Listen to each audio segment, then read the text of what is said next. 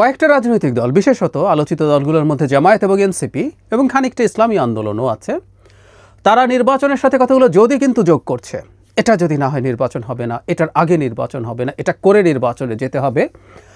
এটা দেখে কেউ কেউ মনে করছেন নির্বাচনে এক ধরনের আনসার্টেনিটি তৈরি হচ্ছে এবং নির্বাচনকে সংশয়ের মধ্যে ফেলে দেওয়া হচ্ছে। এটার যে তেমন কোনো সম্ভাবনা নেই তা বলছি না, সেই সম্ভাবনা খানিকটা হলেও আছে। কিন্তু আমি একটা কথা বলছিলাম, দীর্ঘদিন থেকে যেগুলো কতগুলো রাজনৈতিক বার্গেনিংয়ের এক ধরনের কৌশল হওয়ার সম্ভাবনা আছে, যথেষ্টই আছে। এই কথাটা আমি অনেক সময় বলার চেষ্টা করেছি। সম্প্রতি একটা রিপোর্ট এসছে কালের কণ্ঠে, যেখানে এই বিষয়টা নিয়ে আলাপ হয়েছে। নির্বাচনী জোট নিয়ে দৌড়ঝাঁপ এবং তারাও এই যে চাপ তৈরির চেষ্টা, এটাকে এক ধরনের নির্বাচনী বার্গেইন হিসাবে দেখাতে চাইছে। তারা বলছেন বিএনপির নেতৃত্বাধীন একটা জোট হবে, আপনারা এই রিপোর্টটা একটু পড়ে নিতে পারেন। তারা বলছেন যে এখানে বিএনপির নেতৃত্বাধীন একটা জোট হতে পারে, তার সাথে দীর্ঘদিন থেকে মুভমেন্টে ছিল তাদেরকে নিয়ে জামায়াতের নেতৃত্বে ইসলামী দলগুলোর যে কয়টা সম্ভব তাদের একটা জোট হতে পারে। সেখানে তারা এনসিপি, এবি পার্টি এদেরকেও নেওয়ার চেষ্টা করছে। আবার আরেকটা যেমন গণ অধিকার পরিষদ, গণতন্ত্র মঞ্চ, এরা আবার আলাদাভাবে একটা জোটের চেষ্টা, এবি পার্টি এরা আবার একটা আলাদা জোটের চেষ্টা করা হচ্ছে। কিন্তু গণতন্ত্র মঞ্চ, গণ অধিকার পরিষদ, এবি পার্টি এরা আবার বিএনপির সাথেও জোট করে ফেলতে পারে, এই ধরনের কথাবার্তা আছে। কিন্তু আমি আসলে এই ভিডিওটা যেটা নিয়ে করতে চাই সেটা হচ্ছে এখানে বিএনপির সাথে আসন সমঝোতার আলাপ আছে, এনসিপির আছে এবং জামায়াতের আছে। প্রশ্ন হচ্ছে এই সম্ভাবনা আদতে কতটুকু বা কতটুকু কাজ করবে। মানে এখানে তথ্যটা এইরকম যে বিএনপি তার শরিকদের জন্য সর্বোচ্চ 60 আসন ছেড়ে দেওয়ার চিন্তা করছে, এটা সর্বোচ্চ। কিন্তু এনসিপি একাই নাকি 30টা আসন চাইছে, দর কষাকষি করছে। কিন্তু বিএনপি 17টির বেশি আসন ছাড়তে নারাজ, মানে বিএনপি এনসিপিকেই 17টা আসন দেবে, এই ধরনের আলাপ আছে। ইন্টারেস্টিং ব্যাপার হচ্ছে এরকম, এদিকে জামায়াত জোটবদ্ধ না হলেও বিএনপির কাছে কমপক্ষে 50টি আসনের ছাড় চায় বলে জানা গেছে। সেটি নিশ্চিত না হওয়ায় তারা নির্বাচনে না যাওয়ার হুমকি দিচ্ছে বলে নাম না প্রকাশ করার শর্তে বিএনপি ও জামায়াতের সূত্র জানিয়েছে।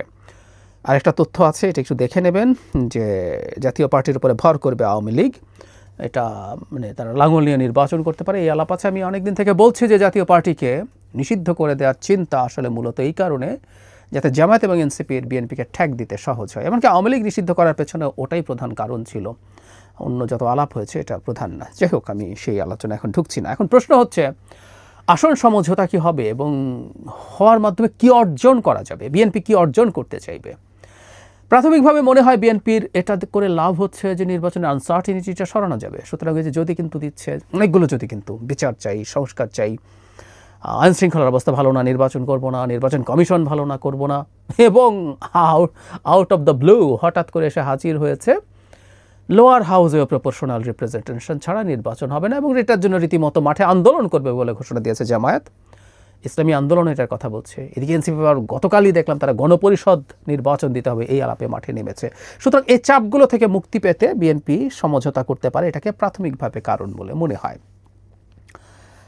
এফেক্টিভ কিছু কি হবে, মানে আমি দীর্ঘদিন একটা আলাপ করছি, আমাকে ব্যক্তিগত পর্যায়ে অনেকে মনে করেন বা বলেছেন এনসিপিকে বেশ কিছু সিটে ছাড় দেওয়া দরকার এবং এনসিপিকে পার্লামেন্টে আনা দরকার। শুধু সেটা না, কেউ কেউ বিএনপিকে 100-র বেশি আসনে, মানে বিএনপিকে 200-র নিচে থাকতে হবে, এই আলাপ করার চেষ্টা করেছেন এবং বিএনপি যাতে 100-র বেশি আসন ছেড়ে দেয় এইটা বলার চেষ্টা করেছেন। সেটা কেমন হবে, সেটা আদৌ ফিজিবল কিনা। আচ্ছা, করতে চাইলেও যতটুকু সে ছাড়তে চাইছে সেটাও বাস্তবে কী হতে পারে। বহুদিন বলেছে, ওকে পার্সোনালি অনেকে প্রশ্ন করেছি যে এনসিপিকে ধরে নিলাম বিএনপি তাদের ডিজায়ার 30টা সিটি ছেড়ে দিল, এখন বিএনপি তাদেরকে কিভাবে জেতা নিশ্চিত করবে, এবং জিতলেও আরেক প্রশ্ন আছে, আমি সেই জায়গায় আসবো। ধরলাম এই 30টা সিটে বিএনপি ধানের শীষ দিল না, বহুদিন বলছি, আমি আবারও বলছি যেহেতু একটা আবার নতুন করে আলাপটা হচ্ছে, সেখানে বিএনপি কি তার স্বতন্ত্র সবাইকে ঠেকাতে পারবে? কোনো উপায় আছে?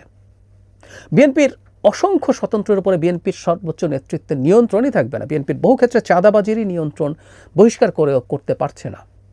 সুতরাং এই এমপি হওয়ার সুযোগ কে ছাড়বে? ধরলাম বিএনপির সর্বোচ্চ, মানে প্রত্যেকটা সিটে যে টপ ক্যান্ডিডেটস আছে 3জন 5জন, তারা মানলেন, যেহেতু তাদের একটা পলিটিক্যাল ভবিষ্যৎ আছে, তারা দলের কথা শুনলেন বা এটা অ্যাভয়েড করলেন না। বাকি যারা আছে 3-এর পরে 4, 5, 6, 7 বা 5-এর পরে 6, 7, 8, 9 যারাই আছে, এরা স্বতন্ত্র দাঁড়ালে এনসিপির লোকজন তাদের সাথে জিতবে। আমি কোনো সম্ভাবনা দেখি না 2-1 জনের বাইরে। 2-1 জনেরও সম্ভাবনা আছে কিনা আমি নিশ্চিত নই। তো তাহলে তারা জিতবেন কিভাবে? সিট ছাড়া হলো, কিন্তু তারা জিতলেন না। আর বিএনপি স্বতন্ত্ররা এভাবে জানেন যে তিনি এবার এমপি হয়ে যেতে পারলে সেটাই তার জন্য অনেক কিছু, বিরাট কিছু। টপরা যদি দলের কথা শুনে রিফ্রেইন করে যে আমি ভবিষ্যতে এমপি হব বা আমি দলে কোনো পদ পাবো, সেটা বঞ্চিত হতে চাই না বলে দলের বিরুদ্ধে বিদ্রোহ করব না, অন্যরা করবে না কেন? খুব সহজ সুযোগ এমপি হওয়ার জন্য, কেন ছাড়বে?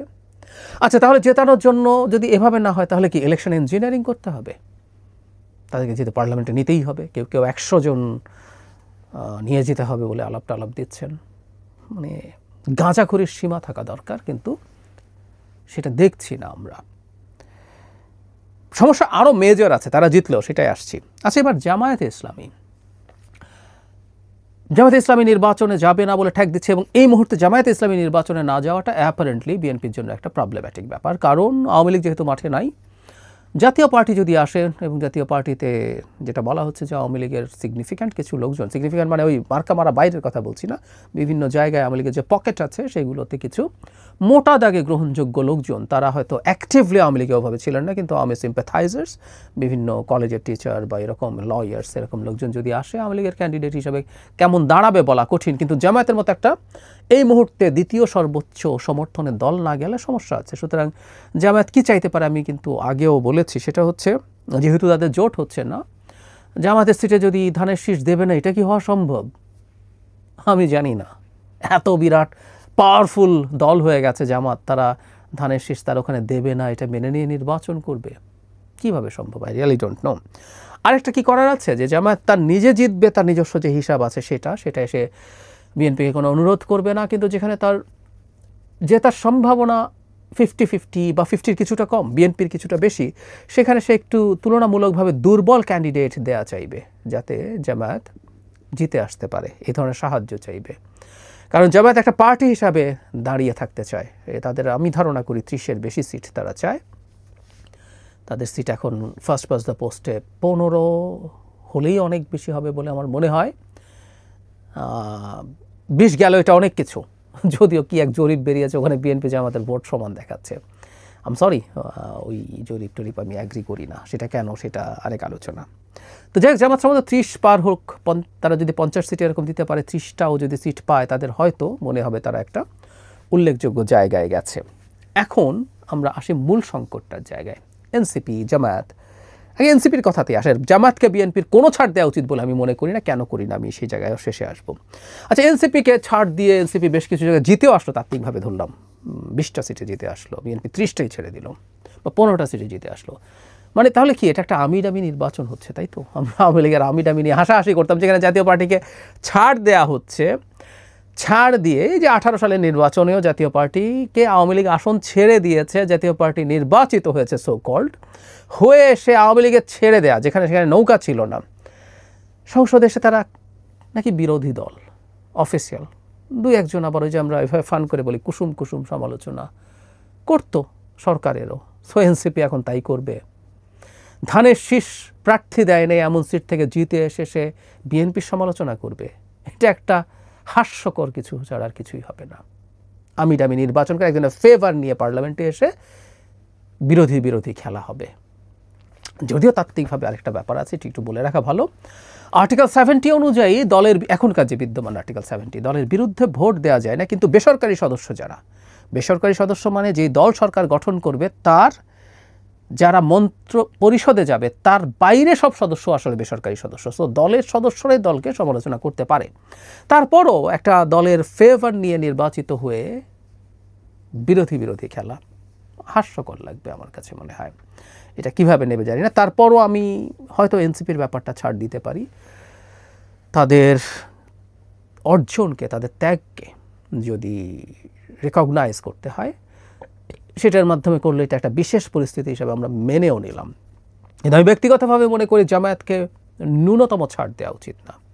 জামায়াত এবং তার সাথে আরও যদি ইসলামী দল আসে, সেটা ইসলামী আন্দোলন বা আরও যত হোক না কেন, বিএনপির এবার উচিত হবে জামায়াতের আসলে কত ভোট আছে, বা আরেকটু বড় স্কেলে বাংলাদেশে যারা ইসলামপন্থী কনস্টিটিউশনাল পলিটিক্স করেন তাদের ভোট কত আছে, এটা বিএনপির এবার দেখে ফেলা দরকার ভবিষ্যতের সব ইলেকশনের স্ট্র্যাটেজি ঠিক করার জন্য।